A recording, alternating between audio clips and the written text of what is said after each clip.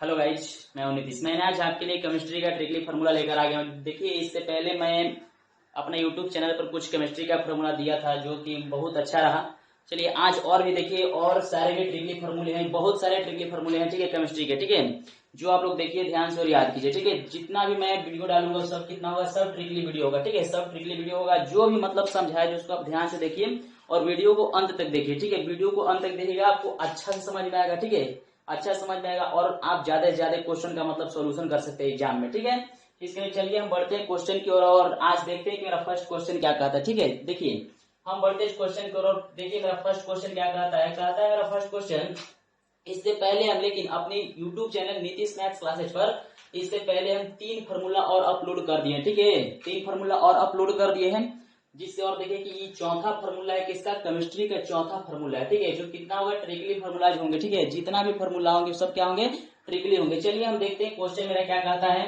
Question है कि electron, proton और न्यूट्रॉन के खोजकर्ता कौन थे। देखो बाबू, एकदम ध्यान से समझना, एकदम हंसते हंसते सीखना है, ठीक है, कोई टेंशन कोई प्रेशर से पढ़ाई नहीं होता, ठीक है, एकदम मस्ती से पढ़िए, ठीक है। देखिए कहता है कि इलेक्ट्रॉन, प्रोटॉन और न्यूट्रॉन के खोजकर्ता कौन है, ठीक है, इलेक्ट्रॉन, प्रोटॉन और न्यूट्रॉन। देखिए इसका ट्रिक क्या है, इसका ट्रिक है कि ईंट पर नाच, हम ना कर देंगे ईंटा पर नाच, ठीक है, ईंटा पर नाच, ठीक है।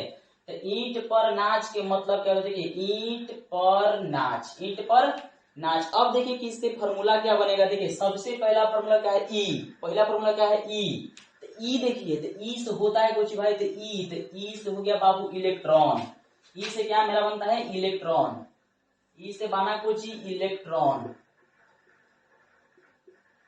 क्या बना, इलेक्ट्रॉन। अब देखिए कि खोज किसने किया, ई से तो हो गया इलेक्ट्रॉन। अब देखिए कि खोजकर्ता कौन थे, तो अब देखिए ट, तो ई आ ट, तो यहाँ देखिए कि थॉमसन साहब, जिसको हम लोग थॉमसन भी कहते हैं, ठीक है, जे थॉमसन कहते हैं या थॉमसन भी कहते हैं, आप लोग याद रखिएगा, जे थॉमसन,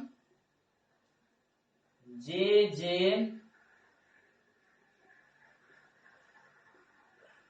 थॉमसन, ठीक है, या थॉमसन भी याद रखिएगा,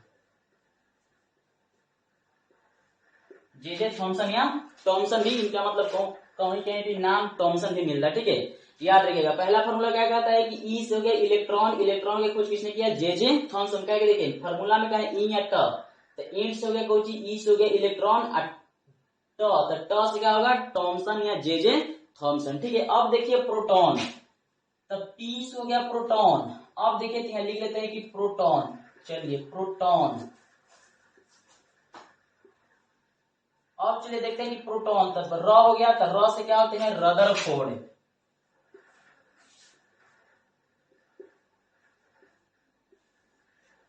ठीक है, रदरफोर्ड, ठीक है, रदरफोर्ड। अब देखिए कि सबसे पहला क्या बना हुआ है, तो रदरफोर्ड बना। पी से क्या होगा, प र, तो पी से हो गया प्रोटॉन और र से हो गया क्या, रदरफोर्ड। अब हम लोग चलते हैं, देखिए न, तो न से क्या होता है, नाच, न से क्या बना, नाच, तो नाच से देखिए हम लोग देखिए इलेक्ट्रॉन, प्रोटॉन, यहाँ बना कुछ ही बाबू न्यूट्रॉन, क्या बना, न्यूट्रॉन। तो न्यूट्रॉन के खोज के किया था। तो अब देखिए तो च है, तो च से क्या बनेगा, चैडविक, च से क्या बना, चैडविक साहब, ठीक है। तब याद रखिएगा कि ईंट पर नाच, ईंट पर नाच का मतलब देखिए ई से क्या होगा, ई से हो गया इलेक्ट्रॉन, खोज किसने किया, जे थॉमसन या थॉमसन। पी से हो गया प्रोटॉन, खोज किसने किया, रदरफोर्ड। ना से हो गया न्यूट्रॉन, और न्यूट्रॉन की खोज किया जेम्स चैडविक, इसको बोल सकते हैं चैडविक भी खाली बोल सकते हैं, ठीक है, जेम्स चैडविक इनका पूरा नाम है, लेकिन याद रहेगा चैडविक, ठीक है, चैडविक से है। अब देखिए मेरा पांचवा क्वेश्चन क्या कहता है। देखिए पांचवा क्वेश्चन है कि मूत्र का पीएच मान तथा समुद्र के पीएच मान क्या होगा। देखिए तो देखिए सबसे पहला बात हम लोग याद करते हैं कि मूत्र का पीएच मान, तो सबसे पहले मूत्र का पीएच मान होता है कितना, तब 4.8 होता है, मतलब 4.8 होता है, 4.8 होता है इसका। देखिए सबसे पहला क्या है कि मूत्र का पीएच मान। अब हम लोग याद करते हैं कि मूत्र का पीएच मान, तो मूत्र का पीएच मान बराबर होता है कितना, 4.8। लेकिन जस्ट इसका उल्टा कर देंगे तो समुद्र के जल के पीएच मान कितना होगा, समुद्र के जल का पीएच मान इक्वल टू, जस्ट इसका अपोजिट कर देंगे तो 8.4। अब कोई बोलेगा कि बाबू ये बता कि मूत्र के रंग पीला किसके कारण होता है, तो यूरोक्रोम के कारण। कौन किसके कारण, यूरोक्रोम के कारण। मूत्र में कौन सा विटामिन पाया जाता है, तो विटामिन सी, अधिकतम मात्रा में विटामिन आपको सी मिलेगा। ठीक है। अब बोलेगा कि बताइए कि मूत्र गंध क्यों देता है। ठीक है, तो मूत्र गंध किस लिए, अमोनिया की तरह गंध मारता है। ठीक है, अमोनिया की तरह गंध मारता है। ठीक है, तो इसका याद रहे, इसका रंग किस प्रकार का होगा, अभी होता है कैसा, अम्लीय होता है कि क्षारीय होता है, ये भी हो सकता है। तो अब हम लोग देखिए कि सबसे पहले मूत्र के जब पीएच मान 4.8 है तो हम लोग पीएच स्केल के बारे में पढ़े होंगे। किसके बारे में पढ़े होंगे, पीएच स्केल के बारे में। तो पीएच स्केल के बारे में सबसे पहले जानते हैं कि पीएच स्केल का खोज किसने किया। ठीक है, तो एसपीएल सोरेनसन साहब ने पीएच स्केल के खोज किए थे। उसने यह बताया था कि सबसे पहले पीएच स्केल में 0 से लेकर 14 तक संख्या होते हैं। ठीक है, 0 से लेकर 14 तक। अगर पीएच स्केल में 0 से लेकर 6.9 तक मतलब कि 7 से जस्ट कम रहता है तो वह अम्लीय कहलाता है। ठीक है, अगर पीएच स्केल किसी विलयन में डाले, अगर उसका पीएच मान अगर 7 से कम हो तो वह विलयन हमेशा अम्लीय होता है। ठीक है, लेकिन अगर पीएच स्केल उस विलयन में डाले, अगर डालने के दौरान अगर पीएच स्केल का मान सीधे 7 पा गया तो हमेशा क्या होगा, उदासीन होगा। अगर मान लेते हैं कि अगर पीएच मान 7 से अगर ज्यादा हो जाए, ठीक है, 7 से ज्यादा हो मतलब 7.5 8 में चल लगे। अब देखिए 8.4, अब यहाँ पर देखते हैं कि 8.4 होता है क्या, तो अब देखते हैं कि समुद्र के जल के पीएच मान 8.4, ये अम्लीय होगा कि क्षारीय होगा, तो याद रखिएगा मेरे भाई, ये 8.4 है कुछ होगा, ये क्षारीय होगा। क्या होगा, ये क्षारीय होगा। अब कोई बोलेगा कि बताइए कि मूत्र का पीएच मान 4.8 ये अम्लीय होगा कि क्षारीय होगा कि उदासीन होगा, तो याद रखिएगा कि 4.8 जो है वो क्या होगा, अम्लीय होगा, अम्लीय होगा।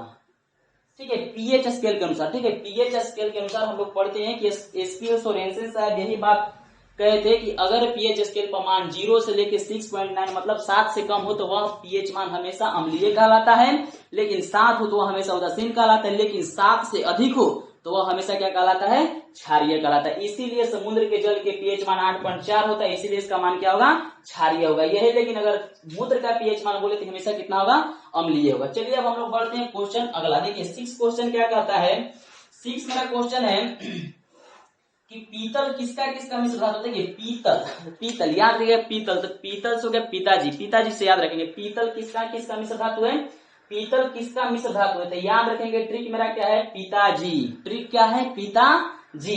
अब हम लोग चलते हैं कि पिताजी से बना का भाई, तो अब देखिए समझिए पिताजी, तो अब देखिए यहाँ से बनता है कुछ, तो पिताजी, तो पीतल किसका किसका मिश्र धातु है, तो पी से तो हो गया पीतल, पी से हो गया पीतल। अब देखिए कि ता से बनता है कुछ, पिताजी, तो अब ता से बन गया कुछ, तो ता से बन गया तांबा, ता से बन गया तांबा, तो पिताजी, तो ता से हो गया तांबा, और जी से हो गया कौची, जी से होता है जिंक या जस्ता, जिंक या जस्ता। अब बोलेगा, अब बोलता है कि बताइए तांबा, तांबा के संकेत कुछ होता है तो कॉपर, तांबा के संकेत कुछ होता है कॉपर, परमाणु संख्या कितना होता है 29, कॉपर, कॉपर इसका बताइए कि संकेत क्या होगा Cu, इसका परमाणु संख्या 29। अब हम लोग समझते हैं जिंक, जिंक का परमाणु संख्या कितना होगा, तो सबसे पहले अगर जिंक के जानते हैं कि जिंक के संकेत कुछ होता है Zn। ठीक है, Zn इसका परमाणु संख्या कितना होता है 30। इसके लिए धन्यवाद, मिलते हैं फिर।